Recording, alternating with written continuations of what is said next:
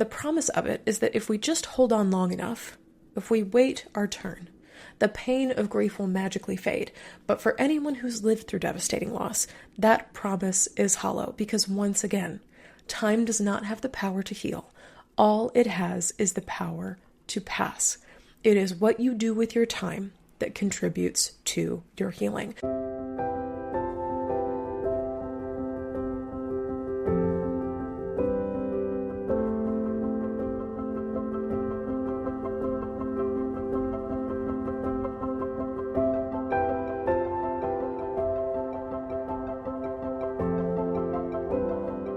Hi there, grief growers. It is a new year and welcome to new episodes of Grief Grower. I am so honored to be with you today. If you have been growing alongside me in my work for a while, welcome back. And if you are new to me in my work, hello. My name is Shelby Forsythia. I am a grief coach, 3-time author, and the founder of Life After Loss Academy, which is a program that has helped dozens of grieving people stop feeling lost, stuck, broken, and alone, and start building lives that they genuinely love from the lives that loss forced them to live. This includes, of course, not only death-related losses, but also losses like divorce and breakup, major diagnosis, and any other major loss or transition that changes your life. Here on Grief Grower, we believe that grief is not something we get over. It is something that we grow with and alongside, and that when we stop treating grief less like a problem to be solved and treat it more like an invitation to live more deeply, we can create meaningful lives that are rich with the memories that we carry, the struggles we faced, and the preciousness of what it is to be alive right here and right now. Speaking of the preciousness of being alive, some of my greatest, I would say proudest achievements in my life, my short life so far on this planet, has been writing and publishing books, and we are less than 3 months away from the release of my third book, which is called Of Course I'm Here Right Now, 3 actually helpful things to say to someone grieving. This little guidebook, less than 200 pages, teaches you how to support a grieving person in your life, even if that person is you, with the best free tool that any of us has, and those are words, so that you will never enter another conversation with any grieving person wondering, what on earth do I say that is actually comforting to them? This comes from more than 10 years of experience working with grieving people and more than 12 years of being a griever myself. It is full of scripts and frameworks and exercises and journaling prompts, and is such a think starter for how to have conversations with people who are grieving. I will say that as an author, pre-orders are super helpful when it comes to getting the book seen by bookstores and the marketing powers that be in this capitalistic society. So you can find a link to pre-order, Of Course I'm Here Right Now, in the show notes. If you have already pre-ordered this book, first off, thank you so much. You could submit your receipt number from Bookshop, Amazon, Barnes & Noble, or your local indie bookstore. Thank you for supporting indie in these trying times. On my website, you can submit that receipt on my website to access my free 6-week book club, where we will read Of Course I'm Here Right Now, whether in real hardback copy or ebook copy, and discuss it together as a grieving group. This book club kicks off in early April, so I want to make sure you have your copy of the book before then. And last thing about this book before we get into the episode, if you like to party, if you would like to celebrate the launch of this book with me, I am hosting 2 launch parties that I would love to see you at. The first one is taking place the evening before the book comes out on March 30th here in Chicago. And the second one is the day the book comes out, March 31st, on YouTube. So no matter where in the world you live, you can tune in to hear more about the clients and interactions that inspired the words in this book. And you can also hear me read some excerpts from Of Course I'm Here Right Now live. And of course, the replay of that virtual event will be available if you cannot attend live. So even if you can't come at the time that it's listed, please register anyway, and I will email you a copy so that you can watch it the day after or the week after or whenever it resonates with you. You can get tickets for both of those launch party events at the link in the show notes. Okay, that's all for book stuff. Let's get to today's episode, which is all about the BS myth that time heals all. I titled this episode, Time Heals All is a Lie, because that is something that I have just discussed with every single grieving person in my life. This is friends and family, this is grief professionals, this is clients, anyone who has come across my path. I'm like, what do you think of time heals all? And everyone I talk to is like, oh, that's garbage. So let's talk about why and how it's garbage. If you have ever been grieving, which I imagine you have if you're listening to this podcast, and had this phrase, time heals all, lobbed in your direction, you probably felt dismissed or pissed off or both. It is one of those platitudinous phrases that people offer when they don't know what else to say. But the reality is, and something that I say often, is that time itself does not have the power to heal. Time only has the power to pass. It is what we do with the time while we are grieving that is actually the element of healing. And I suppose to people who have not experienced loss, this phrase, time heals all, sounds comforting. It is very short and it's very certain of itself. Time heals all, period. And the promise of it is that if we just hold on long enough, if we wait our turn, the pain of grief will magically fade. But for anyone who's lived through devastating loss, that promise is hollow because once again, time does not have the power to heal. All it has is the power to pass. It is what you do with your time that contributes to your healing. So today on the show, I want to explore where this phrase comes from, why it's not just unhelpful, but actively harmful, and what actually does help grievers heal over time. So let's get into where the phrase time heals all comes from. The idea that time alone, time all by itself, can mend emotional wounds is not new. It actually is over 2,000 years old. The earliest version of this sentiment is often attributed to a Greek dramatist and poet named Meander, which is funny to me, go meander around in your grief, who wrote around 300 BC, quote, "Time is the healer of all necessary evils." So maybe people were saying time heals all before then, but this is the first instance that at least I could find in my research of it being written in recorded history. And the phrase reappeared later in Chaucer's, I don't know how to pronounce this, so please bear with me. Is it Troilus and Cressida? I'm hoping so. Written in the 1380s. And it is an Old English sentence that basically says, "As time hem hurt, a time doth hem cure." And that is translated to, "As time hurt them, time cures them." And if you fast forward to the 19th and 20th centuries, we see versions of this phrase show up everywhere, from things like Victorian death rituals to Hallmark cards to the well-meaning advice and text messages and so on and so forth that we receive from friends and family.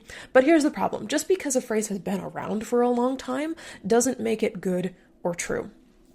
So let's get to the problems, the issues that I think most grieving people have with the phrase time heals all. So on the surface, time heals all sound cliche at worst. It's a tired thing that gets repeated a lot. The worst thing it can do to you is be a cliche. It is what I giggle at thinking about, a nothing burger of a phrase. So basically a phrase with words and then nothing in the middle that is meant to imply hope or comfort. One day your pain will end, or if you just give it time, eventually healing will happen. But beneath that nothing burgerness of time heals all, the emptiness of those words, it actually makes several dangerous assumptions. And I think this is the issue that a lot of grieving people have with time heals all. Number one, the phrase puts grievers on a passive clock. Someone is counting how long it's been. Time heals all implies that healing is something that happens to you, not something that you actively participate in or pursue for yourself. It encourages this kind of emotional passivity, just sit back and the healing will happen, that demands sit still and wait long enough and eventually you will feel better. Your turn will come, your time will come, the healing will arrive to you. But grief does not work like that. The example I always like to give for this is that we all know someone who is still deeply impacted by a loss from decades ago and still talking about or reenacting the hurt of it. Not because they are weak or broken, but because they were never given the tools or the space or the presence or the witnessing to process that grief and pain.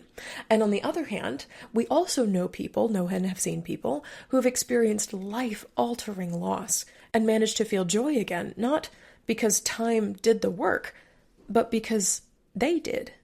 Grievers know, just instinctually and also by looking the hell around, that time in and of itself is not the force that is healing grievers. Grievers themselves are the force that is healing grievers. Here's the second issue I have with time heals all. It dismisses the depth of loss.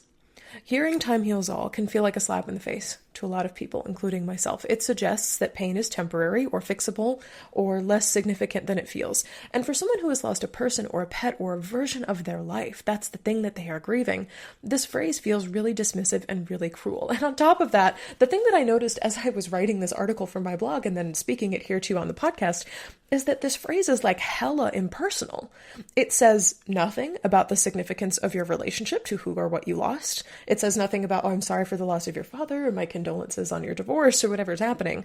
And it also says nothing about the person who's saying that phrase is comforting you. And even equally overused support phrases like, let me know if you need anything, or you're in my thoughts and prayers, that says more about you and the person who's trying to comfort you than time heals all. Time heals all is the most generic grief support phrase I can possibly think of. And the bar for grief support phrases is truly in hell. My best friend Tammy and I used to joke about that a lot, but we're like, wow, the bar is in hell. Like, it should take nothing to offer more than this, to think a little bit harder on what you would like to say to someone than this. And so when people offer your time heals all, it doesn't say anything about who or what I lost or what I possibly miss, or maybe even that you're thinking of me or you want the best for me or you can see how hard I'm trying to get through this. Nothing about that. Time heals all. It is so neutral. It is so removed. It is so impersonal, and it takes all the depth, the real human depth out of what it is to grieve. Okay, finally, number 3, the issue I have with time heals all, is that it shames grievers for still feeling pain. This is similar to number 1, is that somehow now you're saying time heals all, you're on a grief clock. But this results in, when grief lasts longer than other people around you expect it to, the ticking of time heals all starts to turn into judgment. This is the other side of the coin of time heals all. So if you are not over it by now, or if you're still feeling sad, even though time has passed, people judge you for how you're grieving. And instead of offering compassion, time heals all becomes a deadline of sorts. When you miss whatever deadline that the people in your life think you should adhere to, it is normal then for you, when they say this, to feel broken or defective, or like you've let them down. You have disappointed their expectations of whatever invisible time is supposed to heal all. But everyone who has ever grieved knows that grief does not adhere to a clock or a schedule or a calendar. Grief does not work in time. It works in spirals and cycles, and a lot of people talk about waves of grief, and I like to say grief works in the spur of the moment. You can be fine one minute and grieving the next, and no two people move through loss in the same way or on the same time frame. It is impossible, I say, to measure success in grief by way of time, because grief doesn't even measure itself that way. I'm going to say that one more time. It is impossible to measure success in grief by way of time, because grief doesn't even measure itself that way. What I want to do now is transition to a snarky bit. So those of you who love the snark, I hope you'll stick around for this one. The thing I think about often with the phrase time heals all is that if that was true, if that was real, if that was what we genuinely believed about grief and loss and healing and life, all old people everywhere would be the most healed among us. If time was the great healer, then all elders in our society would be fully and completely healed. They would be peaceful, they would be joyful, they would be emotionally whole, and that would be on full display for all of us to see. But we all know, from experience, from looking around, from having eyeballs, from having ear holes, that that is not true. Some older adults are still living in the emotional aftermath of a loss that happened 30 or 40 years ago because, again, they never had the chance or the support to grieve it. And some people in their teens and 20s and 30s who have faced tremendous loss are living beautiful and emotionally present lives. Once again, it is not about how much time has passed. It is about what you do with your time. So I've been talking about what you do with your time. And I want to offer you some things to do with your time that support actual healing and grief. Because if time alone doesn't heal, what is it that you do with your time that does? And I will say, kind of my asterisk caveat at the beginning of this, is that the answer is not a single action. It is a collection of practices and mindsets and support systems that create space for healing to happen in your life. Because I think healing is more of a verb than a noun. Healing is sort of always happening, just like grieving is always happening, healing is always happening. And there's never such thing as reaching an ultimate healed destination. I don't believe in that for myself. Like, oh, I'm done grieving now, I'm fully healed. I think you're always grieving, but you are also always healing. So these are a few key things, I listed 5, that truly support healing over time. I've seen this for myself. I've seen this for my clients. Number 1, doing the work of grief. And what I mean by that is this: healing takes work, and it's not just about feeling pain, it's also about processing it. So this could look like journaling or writing letters to the person that you lost or the person that you were before a loss if you did not lose a person. It might look like crying or screaming, which all of you know is my favorite thing, or moving your body in a way that expresses your grief. Getting the physical element of grief to move through you is a way to heal. Talking through memories and regrets with either a trusted friend or somebody who knew your person who died, or a professional who's willing to hear that from you. And then finally, acknowledging what you've lost, literally wrapping words around what it is that you are mourning and talking about how deeply it has affected you. Grief is messy and unpredictable and non-linear, and obviously you do not just feel better one day. You are consistently doing the work of grief to work your way towards a life that can hold grief and joy and healing at the same time. And in my brain, that is real healing verb, not noun. Okay, number 2 is to have a grief-informed community, because to me, especially after my mom died, especially after my best friend died, even after my cat died, I learned that one of the most healing forces in the world is being witnessed by other people, having other people see and receive and honor and validate the grief that you are going through. And when you are in community with other people who get it, not because they're trying to fix you, but because they're traveling the same road that you are, the burden that you carry lightens because it is shared. That is in part why I created Life After Loss Academy, which is my online course and community, because grieving people need and deserve a space where they can be fully themselves, grief and all. And if you are interested in learning more, you can watch the free workshop that's included in the links section of my show notes. Okay, number 3 is giving yourself permission to grieve. I think this kind of ties into doing the work of grief, but giving yourself permission is sort of worth its own explicitly named bullet point in this list, because much of healing in life after loss is tossing out your old beliefs about grief and giving yourself permission and grace as you figure out what grief actually is. So giving yourself permission to grieve looks like dropping the timeline of when healing should happen and how it should look. So it's kind of getting rid of the shoulds. It's also letting grief change you, including your values and needs and identity. Giving yourself permission to grieve looks a lot like giving yourself permission to change. We can talk about that on a future episode. Absolutely. Let me know if you're interested in that. It also looks like allowing emotions to rise without judgment. I think that's what most people think of when they think of give yourself permission to grieve. And if you are interested in any of these things, my first book, Permission to Grieve, is born out of this question of how do I give myself permission to grieve? It is a 3-part structure, one of my favorite things. I also have a 3-part structure, and of course I'm here right now, but it gives you guidance and exercises and journaling prompts. It's kind of my token thing on how to give yourself what I call the 3 permissions: permission to feel, permission to be, which is permission for your identity to change, and permission to do, to take your grief out into the world to be seen by yourself and to other people. So if that's something you're interested in, you can also visit shelbyforsythia.com and snag a copy of that. Number 4 is staying connected to your grief. And this is staying connected to your grief as a force, but also if you are grieving the death of a person or a pet or a life that you used to live, it's still extending tethers toward that life and allowing yourself to stay tied to it in some way, because to me and to so many other grief professionals and grievers, healing is not about forgetting. Healing is about rooting yourself or tethering yourself even more deeply to who and what you lost so that you can carry all of those things into the future with you, and creating small, predictable rhythms and routines can help you feel grounded as you navigate life after loss. So things like morning rituals or bedtime routines or memorial traditions every year or grief anniversary practices are all like little baby anchors that say, I am still here. I am still breathing. I still remember. I am still moving forward. I am still doing this. If you are grieving the death of a person, my book, Your Grief Your Way, shows you how to develop an ongoing relationship with the person that you lost. And there's a lot of examples of rituals and letters or storytelling or visualizations that help you stay connected with them. Again, you can find that at shelbyforsythia.com.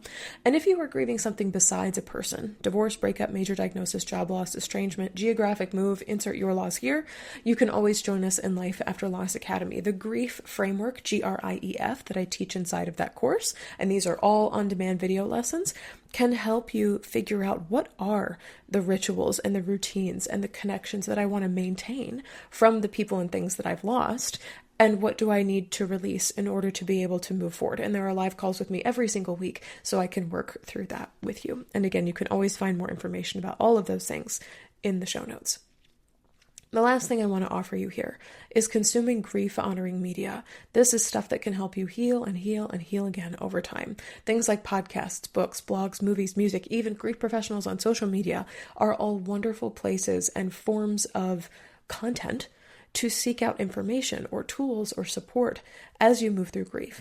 You can listen or you can read, you can scroll or you can watch. There is so much that you can take away from the things that other people have made that are grief informed. And to find things that resonate with you, you might consider Googling things like grief shows or podcasts about loss and death or free grief support blogs to get started, and you can customize them with your individual losses. So you might say podcasts about estrangement or TV shows about the death of a parent or movies about the loss of a pet or something of that nature. And you can type in your specific instance of loss and see what other things people have created to consume, to absorb with those grief themes and storylines. Because sometimes healing can come from observing how others have done it. And doing that kind of observing over time is a form of healing in life after loss. Before we go, I want to offer you some things to say instead of time heals all. If you are supporting someone grieving, there are alternatives that are much better. They are more meaningful. They are more personal. They are not the nothing burger of time heals all. Here's just a few. I don't expect you to be okay right now. You don't have to have it all figured out. I am here to listen, even if I don't know what to say. There is no right timeline for grief. Take all the time you need. I mean it. And I see how much you're hurting, and I am not going anywhere. Each of these phrases is so much better than time heals all because they relay your care and support while also granting the grieving person in your life permission to grieve in their own way and on their own schedule. Something that I firmly believe is that we should put the time heals all phrase, myth, worldview to rest. We should put this away and not say it ever again. Because one more time, time is not the healer. You are the healer of your grief and loss experience. Your willingness to feel, your courage to show up, your effort to consistently and continually honor what's been lost or taken from you, and to keep going anyway, these are the things that are healing in life after loss. So the next time someone offers you time heals all as a response to your grief, you have every single right in the world to disagree. And you can say, here's a response back to them. Actually, I'm the one doing the healing. How about them apples? I will see you next time on Grief Grower.